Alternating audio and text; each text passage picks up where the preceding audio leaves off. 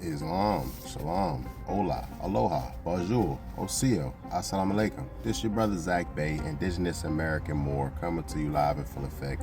Like, share, subscribe to my channel, hit that notification bell down below so you can be notified whenever I'm dropping new content. Leave a comment down below, interact with me. Thank you, I really do appreciate your viewership. Let's jump into another one. Today, I just want to talk about the election results, fam. Everybody is going up on the internet. Well, not everybody, but a lot of people are just going wild, blaming, certain groups of people. I'm not gonna hold you. They blaming so-called black men. Like, when I say they, I mean like mostly seems like a lot of liberal-leaning type people. Some people who don't have all the information. Some people who just want to, play the blame game or whatever. But let's be honest. Like, a lot of people have had to tighten their belts since, since the change of office a few years ago. Taxes, haven't been the same. They've been going overseas.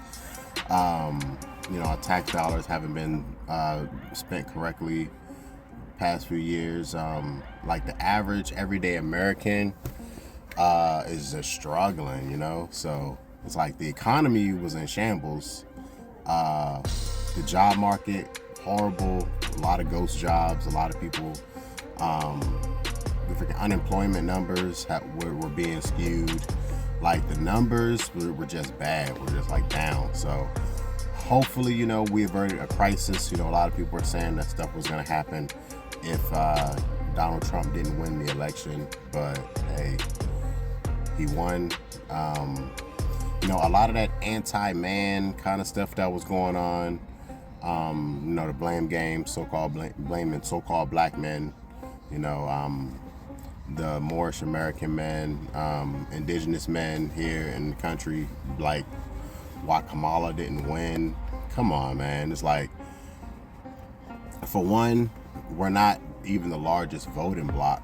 And then if so-called all black people, indigenous people, Moorish people all got together and voted as a bloc, that would actually be powerful, but we're not voting like that. So just the fact that people are playing the blame game, come on. But 4 years, I don't believe it's going to be enough time to really turn this country around, honestly.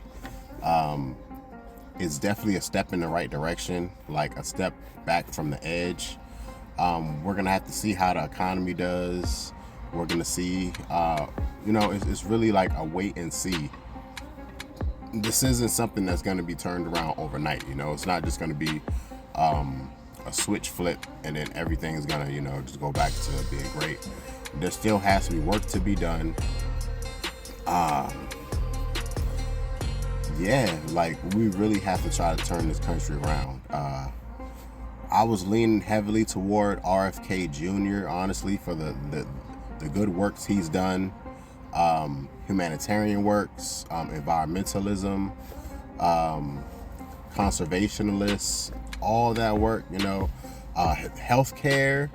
I think that was like the main thing, honestly, the healthcare industry in this country, and the food industry in this country. The FDA has to be overhauled. A lot of the money from like special interests has to be removed, because if you could just pay the doctors or the scientists to say that your product is healthy or it's not harmful, then they don't even really have to say it's healthy. They pretty much just have to say it's not harmful or something like that.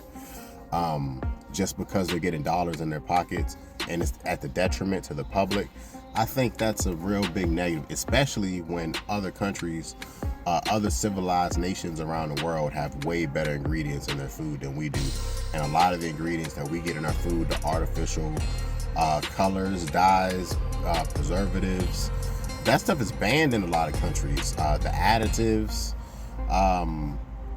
So, getting America back on track, getting our people back healthy, spiritually, mentally and physically, fam. Like, that's the most important thing to get this country back on its feet. Like, that's what I believe. So it's not just going to be done in 4 years, but hopefully this 4 years can be a good turning point to get this country back on the proper track. I seen Kamala gave her concession speech. She's not disputing the numbers. There was a lot of talk about how the election could have potentially been stolen because, like, there were numbers coming out being shown of results that weren't really in yet, and people were talking about that. There were videos circulated online on people trying to vote at the polls, and it was not allowing them to select Donald Trump as their president. It wasn't allowing them to select Donald Trump in the selection process on the computer monitors. I don't know if anybody's seen those videos on social media, but they did make some rounds. But hey, we're here.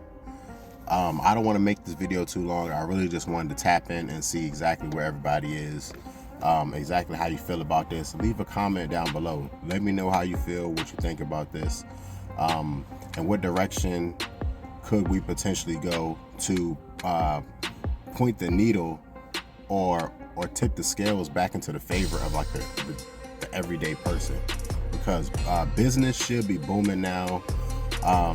I know this is not going to be able to flip the value of the USD. We're going to see how crypto does. We're just going to see how the American economy can potentially flip, and see if we can retain some of the value of the property that we have. You know, we can continue having ownership. I know we're not going to be able to flip what's happened to USD, but hopefully we can slow the process and get in a better position as a people compared to us sending, you know, all these funds out to fund foreign wars and things of that nature. But once again, this is your brother Zach Bay. I really just wanted to tap in. Let me know how you feeling. Peace.